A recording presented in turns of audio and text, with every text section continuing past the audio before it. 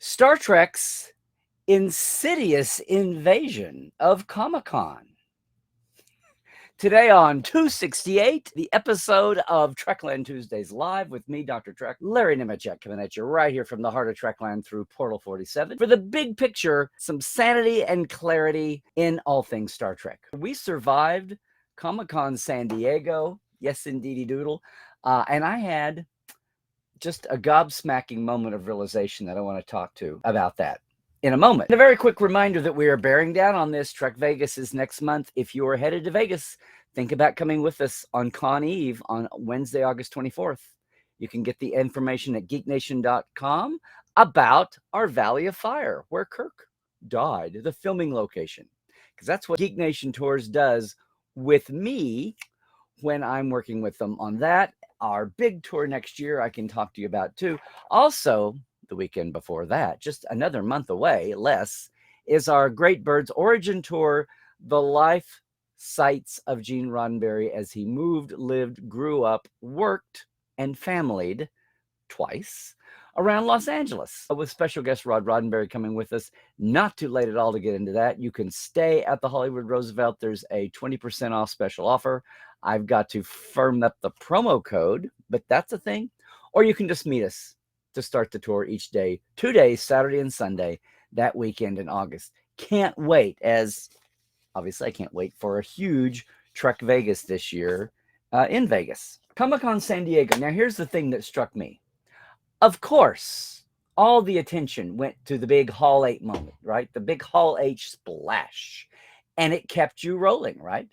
It totally kept you rolling with news, headlines all over the place. Well, I'm going to save my reaction to that, unless somebody wants to do a question. I'm going to save my reaction to that to a new feature at Trekland we're launching this week called Second Opinion with Dr. Trek. It will be short. It will be to the point. It will be, okay, a little gushy fanishy, and a lot of fun. I'm going to save that for a nugget that we're going to have on our channels. Today, as we say, sanity, clarity in the big picture, something that may make you think a little, especially if you weren't at San Diego or have not been. Again, there was plenty to follow. Everybody by now has seen clips. They've seen all the major news sites have done their synopsis. They've tried to get you. There's been video put out. The studios put out video. Comic-Con doesn't allow live streaming, so it doesn't take away from the fun of the freshness. And I'm going to tell you right now that the worst place in the world to see the Hall H moments, even to do the live tweeting, is to be about 200 yards away in some other part of the convention center or in the sales pavilion where I'm usually signing about that time. The Wi-Fi is so bad or it's so sucked down. The worst place is to be in the convention center if you're not in Hall H. The years I've worked the press room right after, you can't go to Hall H and then go to the press. You've got to be sitting in the press room when they tromp over. And there's a whole army of folks sitting in the press room about to interview stars and creatives who did not get to witness what just happened. You might get press handouts about the highlights, assuming the highlights happen, but you miss out on the impromptu unless you've got a really strong FaceTime Confederate sitting in, and I mean Confederate little C. You've got an assistant, you've got an ally, somebody on your team is sitting in Hall H streaming for you and feeding you the info that you want to do. That's great, but if you're a lone wolf, you're out of it, which makes no sense. But having said that, yes, Star Trek had an hour and a half in Hall H. 3 of the series, you saw all the fun, you saw the crazy. Hopefully you saw the sidebar marketing. And boy, shout out to the Paramount Plus team, the Paramount Global team this year. My old friend, John Van Sitters, I got to talk to him more than I have in years. A lot of the new team that's come along, I was worried that after the splash that there'd been a pullback, but boy, with 5 series going full blast all year, they're turning over, got a good team in place, and you could tell. People enjoyed the Wrath of Pecan ice cream mobile truck. It had been beta testing here in LA, went down to San Diego. And yes, that 10 Forward pop-up, which had been here in LA, I believe it went to at least one other convention since March, and then was down in San Diego. It was the set pieces artfully rearranged from Young Guinan's alternate history 10 Forward bar from Los Angeles. And a lot of the set pieces, a lot of the dressing was all there. But it was an active bar, as it was here in LA. People could get hourly slots, and then there were at least 2 parties there. The big Saturday night when you may have seen a ton of pictures. To their credit, they had licensing folks. I don't mean studio, I mean licensees. They had a lot of the fan and media press there. A lot of folks just in the family. Of course, 2 of the casts made appearances, took pictures. I'm going to talk about this in a minute. And somehow they'd had a filter and allowed a lot of just really strong, active fans in. And it was a big hoot for a lot of folks. It was the old location. The outdoor area was the old location of Dick's Last Resort, if you know San Diego. So it was an outdoor place and then inside. So yeah, Star Trek made a big splash. Even the ones that grabbed headlines. But I got to say, Star Trek was much more insidiously present. The bigger, more long-lasting impact of this Comic-Con this year may not have been the Hall H moments and the marketing. And I'll tell you why. You've heard me say a lot here that Comic-Con is not your typical convention for fans. It's as much a trade show as it is a fan convention. And it's a press event as much as it is a fan convention. When you've got those 3 together, the part that always intrigues me was, yeah, the press event, what's your big Hall H moment, and then your press rounds after your press hour or 2 after that. Very important. And also whatever they're setting up in between. And folks like the IMDb boat, having people come over for interviews and big splash. That's residual. And of course, the fan con is the fan con with all the pieces. And there are still many, there's still a con suite where you can go in and get free snacks and free drinks, just like your smallest fan-run con. I still love that about Comic-Con. It's not always the biggest thing promoted, but it's in there. But that industry trade show is what's been so important. All the years Star Trek was in the fallow years, and I don't mean just the movies were big. The last time I was in Hall H was the big reveal Hall H moment for Star Trek 09 when they trotted out Leonard Nimoy along with Zachary Quinto, who was the only cast member picked by that time. That had to be in 07. It was a buzz generator. And I was still working legit StarTrek.com, the old StarTrek.com, when it was fully a news team, not a marketing page. Yeah, I take that back. I sneaked into a Chuck Hall H once and had a great conversation with Robbie McNeil, who was producing director on that. No, it's exhausting to be in there.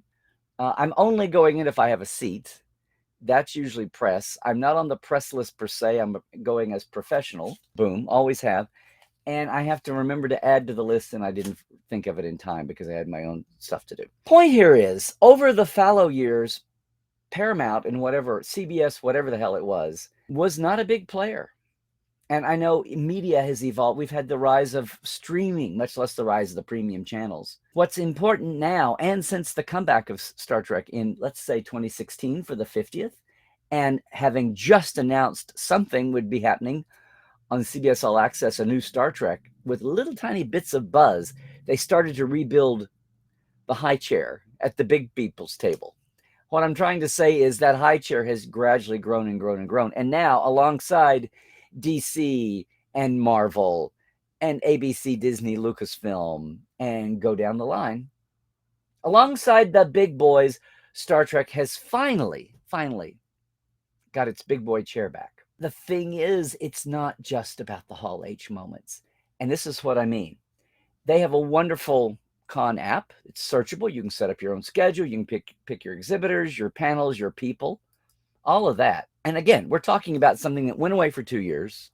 The city of San Diego misses. I was just looking here. They estimate, the Convention Center Corporation of San Diego estimates that the con this year, this is what they missed.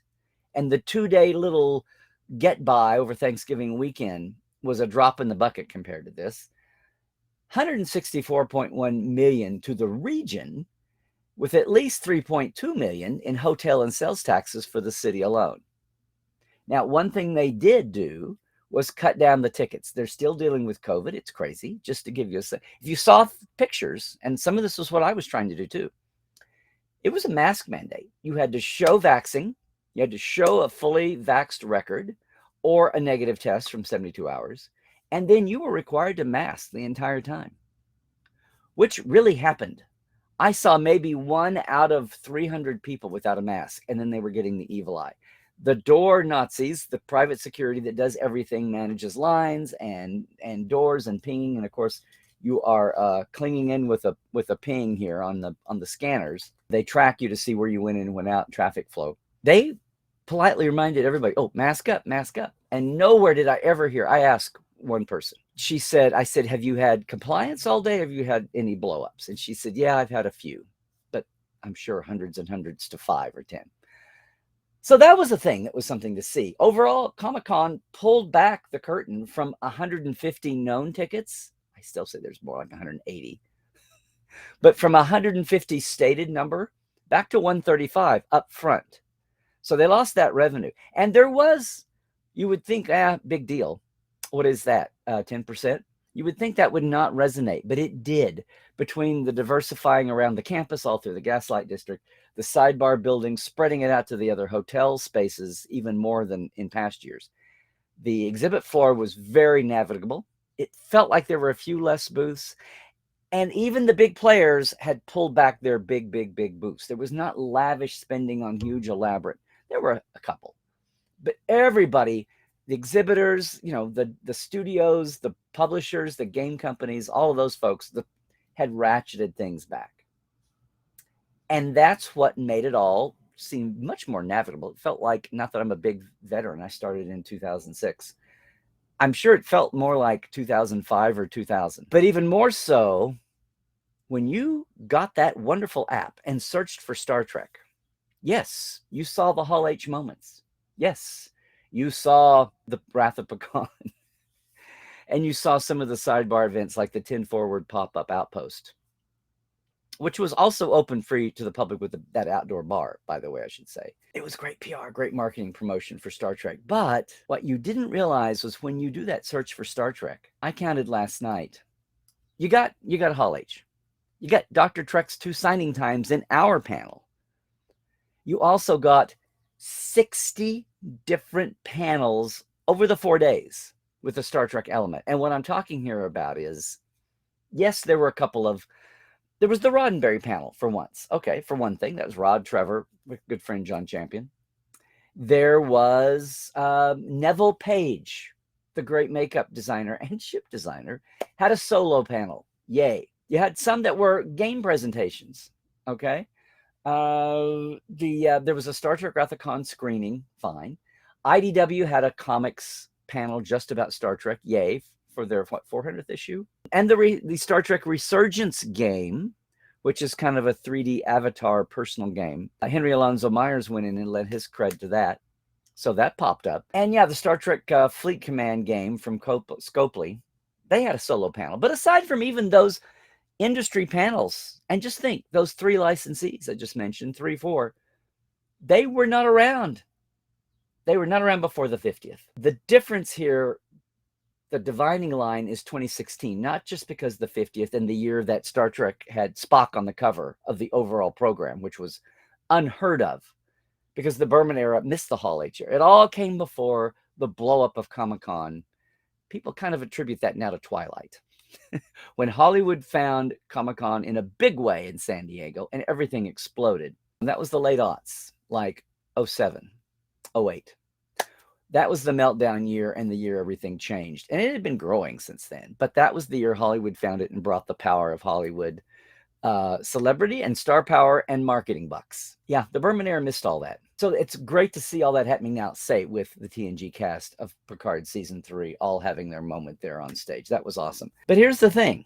Outside of the biggies there and those 3 or 4 licensees, there were another, 20 or 30 panels with a Star Trek creative involved. When you searched for hashtag Star Trek, you got like 60 panels. You got 60 entries. For instance, a panel on composers for sci-fi TV and movies. Boom, there's Jeff Russo, composer after Michael Giacchino for a lot of the current TV Trek. Panel on Afrofuturism, moderated by our good friend writer Jimmy Diggs. Here's a panel on creative collaboration. 4 or 5 people. Here's Martin Bernardin with his Picard credit. and his other credits too. How to work in TV, film, and costuming. Okay, the assistant costume designer from Star Trek Picard, Garnet Philo. So most of these folks I've not had the pleasure yet to meet. It's been a help that Picard was here in LA with creative professional people available to go easily, but they're not all from Picard. Gloria Kim, who was the costume illustrator on Strange New Worlds, Toronto, and Dorothy Bullock Erickson, who makes specially custom-made costumes. Avengers, Affinity Wars, and yes, Picard, LA-based. They were 3 of the 5 people in a panel on how to work in TV, film, and costuming. A history of film costuming panel was a solo given by Augusta Avalon, who is a costumer and seamstress on Picard, also Obi-Wan. And yes, it's a shared credit, but they're there, they're repping. Dustin Adair, who worked in visual effects on Picard, was in a visual effects panel. Aaron Walke, our friend from Prodigy, who's basically the showrunner now in the day-to-day room, he was on a panel called Making a Nerd Living, taking your hopes and dreams and turning the corner and going there. Our old friend Bo Yeoman Kim, boy from Discovery, worked on the pilot of Section 31. We'll see what happens with that. She was in a panel of writers talking about how the writer's room works. A panel about women hyphenates. Now, in the old days, the Jerry Taylor days, they called that triple threats. Like writer, director, producer, that kind of thing. In this panel about women as hyphenates in Hollywood, here's Hanelle Culpepper, who was a director on Discovery and Picard and was an EP on Picard. Oh, and Maggie Chan, who was a concept artist, scenic concept artist on Picard, also legendary in American Horror Stories. She was in a panel on concept artists, And of course, Erin McDonald, Dr. Erin, she the science consultant now for the current science shows. She was in a science and science fiction panel, as well as our panel, along with Thomas Marone from Star Trek Online. Star Trek Online, who did not have a physical presence or its own panel, but there was Thomas repping for Star Trek Online. I mean, he was his own guy, but it was nice to have the credit.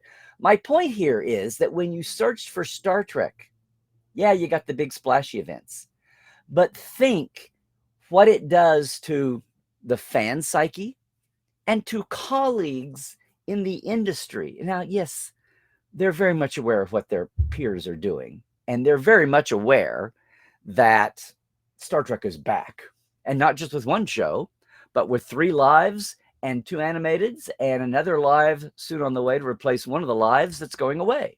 But for the fan psyche and for the media to be scrolling through, look, whether you're sitting there analyzing the program guide or you're just walking in and out of random panels, the building wrap on the Hyatt with the 5 current leads, including the 2 animateds, was awesome. That got lots and lots of pictures on socials. But that was big and splashy. Again, the Insidious thing that is turning the turnstiles here for future Trek, getting fans of other shows who came in to see their Game of Thrones hero or their Marvel hero or their, you name it, Mandalorian hero, creative, makeup, costuming, visual effects, writers, go down the line.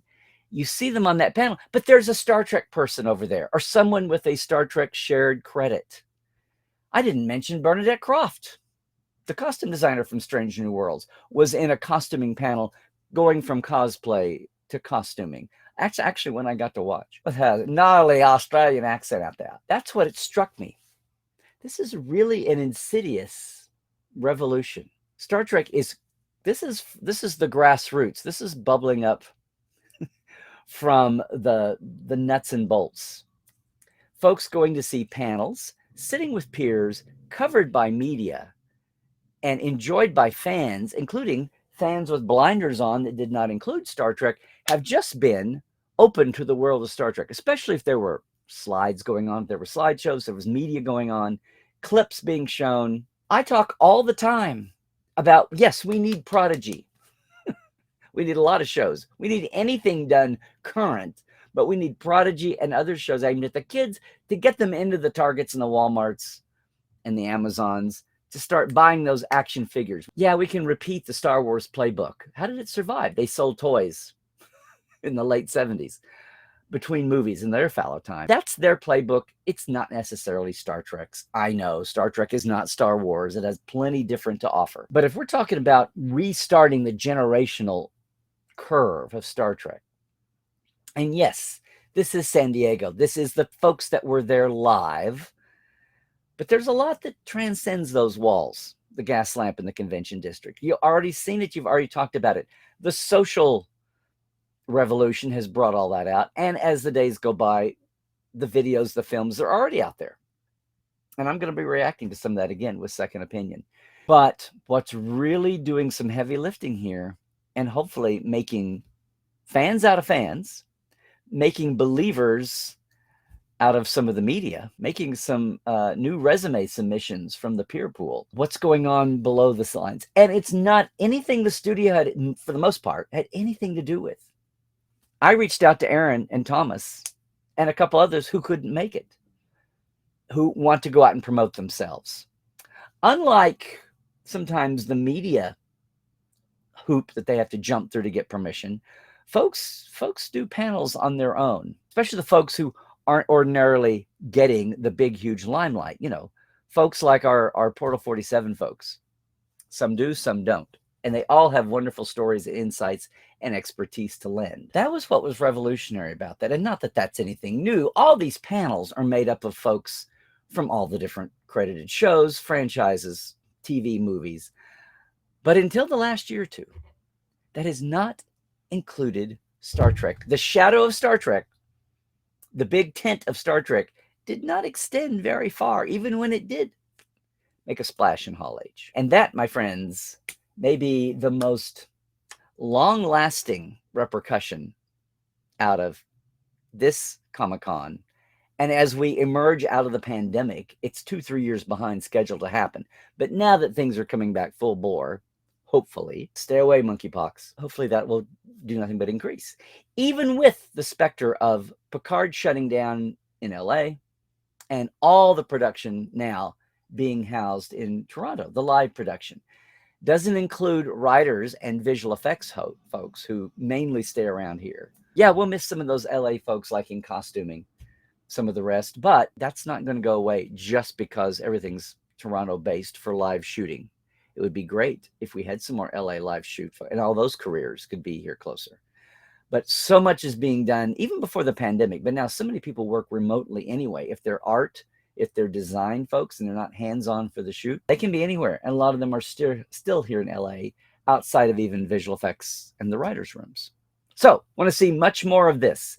And after a few years of that kind of representation, that kind of quiet, penetrating Insidious, we'll see what happens with our fan tote boards and the folks who are working on the shows. I just wanted to throw that out there because there were so many takeaways from Comic-Con this year. I had a personally slower, saner moving, one panel and 2 signing times. Got the logistics down. Amazing to see the masking happening. And yeah, we all dealt with it. Now, evening trade parties, not so much because, you know, you are eating, you're noshing, and you are drinking, you know. So fingers crossed on that we don't have some kind of huge industry and BNF explosion. You know BNF? BNF's the old fandom term. It basically stands for big name fan, which you get. That was the old 60s, 70s, 80s LitCon era. Hopefully we won't have an outbreak out of that community. I'm going to test tomorrow night just to make sure. They're saying 5 days now with the BA5, not just 3. So I'm going to be doing that. I totally forgot to show off. Yeah, the professional badge. I wanted to mention that Prime Video was all over the place.